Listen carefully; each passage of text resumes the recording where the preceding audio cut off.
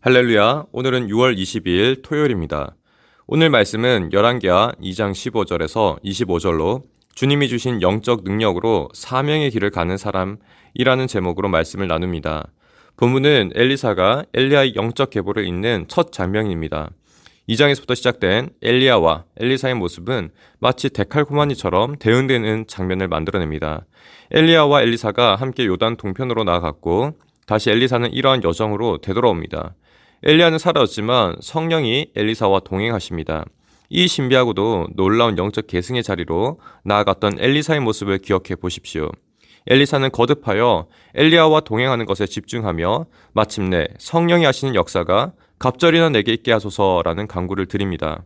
어찌 보면 스승과의 관계에서 엘리사가 가장 간절한 소원은 이처럼 성령의 역사였다라고 말할 수 있습니다. 왜 엘리사가 이러한 갑절의 성령을 구했는지 엘리야의 승천을 바라보면 알 수 있게 됩니다. 2장 12절에서 내 아버지여 내 아버지여 이스라엘의 병거와 그 마병이여 이러한 외침 속에서 엘리사의 마음이 엿보이게 되는 거죠. 비상한 어둠의 시기에는 이를 견디고 극복하기 위한 비상한 빛이 필요한 법입니다. 엘리야의 승천 이후에 엘리사가 걸어가야 할 시대적인 어둠이 한층 더욱 짙어지기 때문입니다. 탐욕과 어둠의 방식으로 살아가려는 그 시대 속에서 하나님의 거룩한 백성을 지키기 위한 병거와 마병으로서 엘리사는 이토록 처절하게 구했던 것입니다. 그 결과로 그의 영안이 열려서 불수레와 불말이 엘리야를 데리고 하늘로 올라가는 모습을 엿볼 수 있었습니다.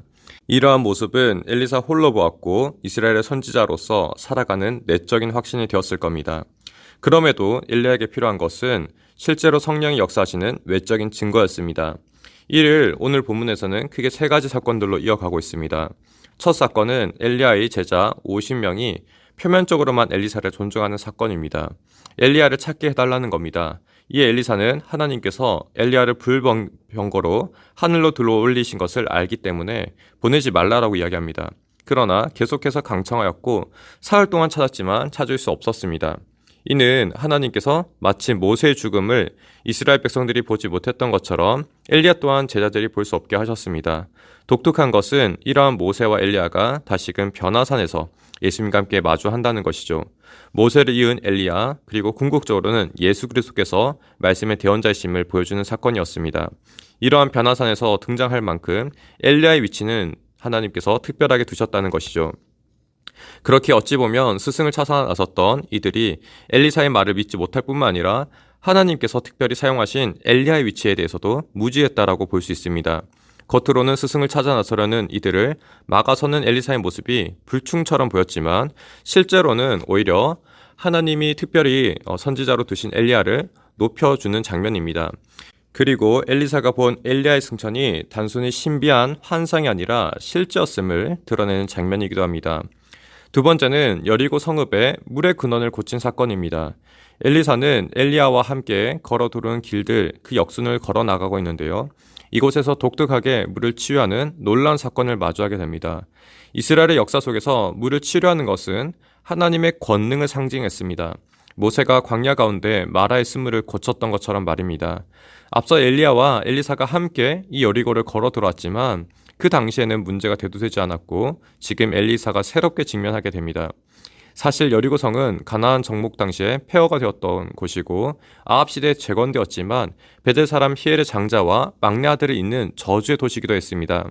이를 고치는 것은 하나님의 저주를 푸는 것이요 또 그 땅의 토산을 결실하지 못하는 죽음의 문제를 해결하는 일이었습니다.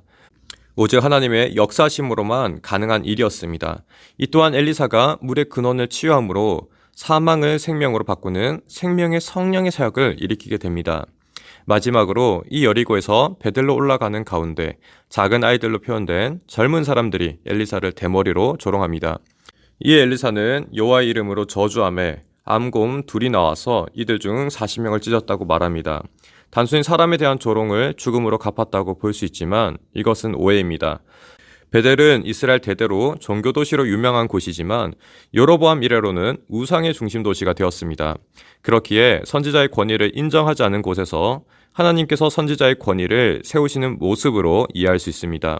그리하여 하사엘의 칼을 피한 자에게는 예후에게, 예후의 칼을 피한 자에게는 엘리사에게 죽게 된다는 세미한 하나님의 음성처럼 하나님의 선지자로서 온전히 증명되는 모습을 확인하게 됩니다. 오늘 본문이 우리에게 주는 중요한 교훈은 성령을 구하는 것입니다. 사실 엘리야는 계속해서 엘리사를 만류했습니다. 하나님께서 세미한 음성으로 엘리사를 세울 것을 말씀하셨음에도 불구하고 엘리야는 엘리사를 만류했습니다. 그럼에도 엘리사는 한사코 엘리야를 끝까지 따라가며 마지막에는 성령의 사역에 갑절을 구하게 됩니다. 참으로 엘리사는 성령에 갈급한 사람으로 이해할 수 있습니다. 하나님께서는 이처럼 갈급한 심령에게 응답하십니다. 그리고 이를 증명하듯 오늘 본문에서는 하나님의 권능이 그에게 나타나고 있음을 보여줍니다. 엘리사는 안락함을 구하지 않았습니다. 강력한 성령의 역사를 구하였고 그것이 그에게 유일한 소원이었습니다.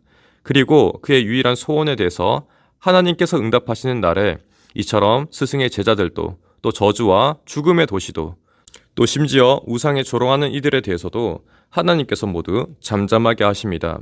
엘리사는 원래 있던 사마리아로 돌아왔지만 이제 달라진 것은 그가 구한 갑절의 성령을 소유한 자가 되었습니다. 우리 또한 말씀의 자리에서 삶의 자리로 돌아가겠으나 성령을 구하고 성령의 능력으로 살아가는 저와 여러분들이 되시기를 소원합니다. 함께 기도하겠습니다. 주님, 제 본향인 하나님 나라에 영원한 소망을 두며 이 땅에서 신실한 나그네로 살기 원합니다. 근심과 고난이 끊이지 않는 삶이지만 예수님을 바라보며 믿음의 발걸음을 내딛게 하소서. 반복되는 시련의 연단을 통해 확실한 믿음을 갖게 하시고 구원의 즐거움을 누리게 하소서.